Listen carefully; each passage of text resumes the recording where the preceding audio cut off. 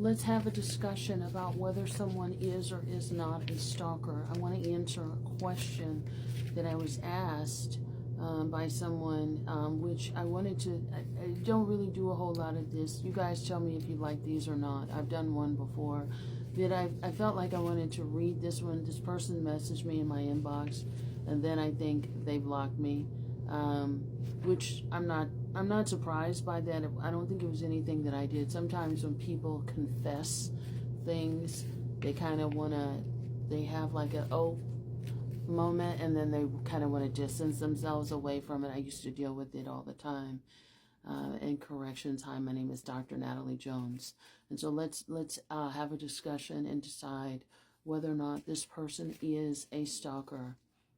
Hi, Dr. Jones. I watched your TikTok about stalking and was wondering if stalking without bad intention is the same as this.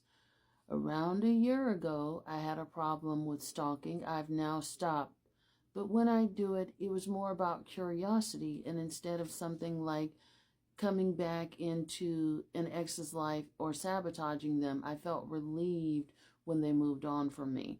Or someone I liked, I was just following up on them, even though we didn't know each other that well. Basically, I'm wondering if I'm a stalker.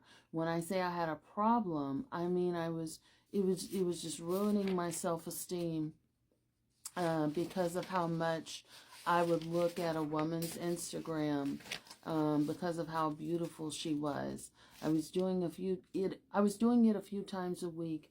My intention wasn't bad towards her. It was bad to myself. For the person I liked and had a crush on, I would look at their account to see if they'd moved on or not, kind of in a way to give myself permission to move on. Again, this was more around a year ago, more frequent around a year ago. So that kind of, that's the sense of it. And then they kind of, moved on. And I want to answer this question publicly because I do feel like, there's a lot of people that struggle with this. So the short answer is, am I a stalker? The answer is yes, right? When you're sort of, when you're surveilling people, when you're monitoring people, you're observing people without their knowledge or their consent, or you become obsessive over people, that is stalking. That's a short and sweet answer, right? You're monitoring their social media, and then there's something also happening. If you've listened to me read, there's something also happening with this person's mental state. They said, they, as they're sort of observing these people, it's ruining your self-esteem because of how much you would look at a woman's Instagram because of how beautiful she was. And this is the kind of stuff that I've been talking to you guys about men and attention and, things like this from women. But the fact that you're becoming more insecure as you look at someone's Instagram that you don't really know that well, especially a woman, and this continues to happen over and over again. Whether you say you have bad intention or not, the fact that your mental state is changing and you don't have any control over it lets me know that this is a serious issue.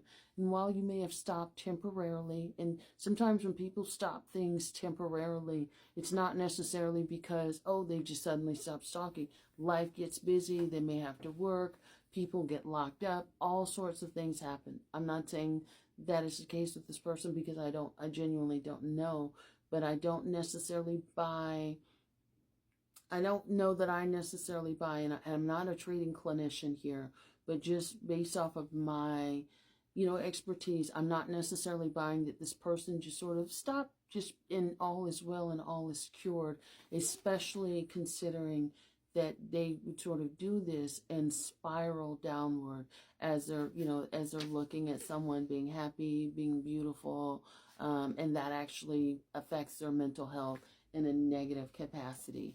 And keep in mind the stuff that I've been telling you about men and women, right? So I'm not even considering this post when I was talking to you guys about men and women and attention and attraction and harm towards women, right? So, and I don't want to say anything negative about this person, but I just definitely want to keep something real about it. And there was also another thing in here that you said that you were more curious, and you felt relieved when they moved on, but then it was also like you just sort of kept following up even though you didn't know each other well. That means that there's something there that you feel like you have to go back to and look at. My guess would be you want to see how well these women are doing in comparison to you. And so when it's like when you're going back and you're looking, and then you're kind of having what I call a blow to the ego and sort of spiraling downward, it is because you're looking at how well these women are doing in comparison to you. Are they happy? Are they looking good? Are they leveling up? Right? Hence why your self-esteem would be lowered or impacted when you see something that you don't like. And it was something that you're kind of keeping up with a few times a week. It's also, for me, it would be concerning that you're doing this with people. It's concerning that you're doing it at all. But also, I think what's more concerning, again, you're doing this with women that you don't know very well, or that you've had very little interaction or exchange with. So that tells me something. That tells me a couple of things. That there's sort of this, there's an obsession and rumination over people. That, again, this is my guess. Obsession and rumination over people that you don't really know well is number one. And number two, there's a problem. There's a challenge with maintaining and sustaining healthy relationships. And I say that because if all it takes is for you to look at someone's social media and then get triggered and start to spiral, imagine what that translates to in real life when that person is doing well, or they're looking good and they're doing all of these things, right? It also tells me that you don't do well in relationships because there's something in you that prefers to sit back and be an observer as opposed to a participant in a relationship. There's something in you that feels insecure about actually engaging with this woman, but you prefer to stand back and watch her from afar so that they don't know that you're watching them. So I hear you in terms of saying that you don't feel like you had bad intentions, but I'm not sure that you're fully self-aware of what your intentions are, or how your mental health, or how your ego, or everything that's being impacted in you is, right? So while there's not bad intentions, there's something there. And I think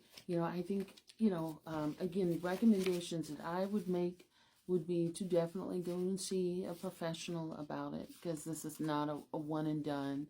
And again, this is broad strokes for everybody. So I don't know all the particulars. This is just general tips. But definitely I would recommend doing that, and, talking to somebody and being honest with somebody about it. It takes a lot to be vulnerable about some of the things that you're doing, how you feel about it, and even how you're spiraling in it. But, I think it's going to help. It's going to take another professional to help you to learn how to be more self-aware about how you're actually and truly being affected.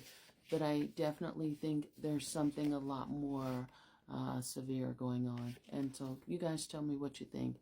Thanks for watching.